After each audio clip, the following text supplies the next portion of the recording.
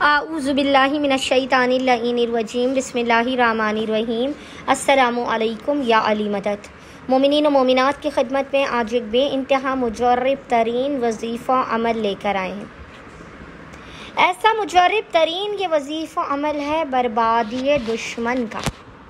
बर्बादी दुश्मन का ये इस कदर मुजर्रब तरीन वजीफ़ा अमल। लेकिन अमल बताने से पहले आपको ये बताते चलें कि अमल आपको हरगिज़ भी किसी मोमिन के लिए शर्त यही है इस अमल की कि किसी मोमिन के लिए आपने इस अमल को हरगिज़ इस्तेमाल नहीं करना है। आपको नाहक सताने वाला कोई ज़ालिम, आपको नुकसान पहुँचाने वाला, आपको ईज़ा और तकलीफ़ देने वाला कोई भी आपका दुश्मन हो, चाहे वो अलल ऐलान दुश्मन हो या छुपा हुआ दुश्मन हो, आप इस अमल को कीजिए। आप देखेंगे कि आपका दुश्मन एड़ियाँ रगड़ने पर, आपके कदमों पर बैठकर आपसे माफ़ी मांगने पर मजबूर हो जाएगा, बर्बाद होकर रह जाएगा। आपका दुश्मन बर्बाद होकर रह जाएगा। बस मोमिनीन ने करना यह है कि नाहक सताने वालों के लिए, नाहक अज़ियत, तकलीफ़ और ईज़ा पहुँचाने के लिए आपने इस अमल को करना है। लेकिन खुदा का वास्ता इस अमल को किसी मोमिन के लिए हरगिज़ ना कीजिएगा। मोहम्मद और आले मोहम्मद के चाहने वालों के लिए हरगिज़ इस अमल को ना कीजिएगा।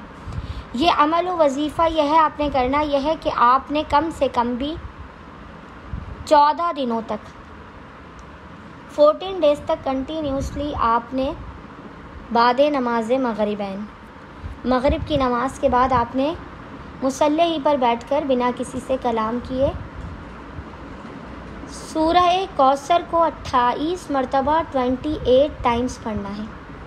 और जब जब आप सूरह कौसर में इस मकाम पर आएँ, इन्ना शानिअका हुवल अब्तर, जब आप इस मकाम पर आएँ इन्ना शानिअका हुवल अब्तर, तो उस वक्त आप दुश्मन को जहन में रखते हुए अपने हाथ की हथेली को ज़मीन पर मारेंगे। अपने दुश्मन की तस्वीर को, उसकी शक्ल को जहन में रखते हुए अपने हाथ की हथेली को आपने ज़मीन पर मारना है। जब जब आप सूरह कौसर में इन्ना शानिअका हुवल अब्तर पर आए, आप 28 मरतबा सूरह कौसर पढ़ेंगे, यानी 28 टाइम्स ही आपने इन्ना शानिअका हुवल अब्तर पढ़ के ज़मीन पर हथेली मारनी है और अपने दुश्मन का तसव्वुर करते हुए उसकी बर्बादी की दुआ करनी है।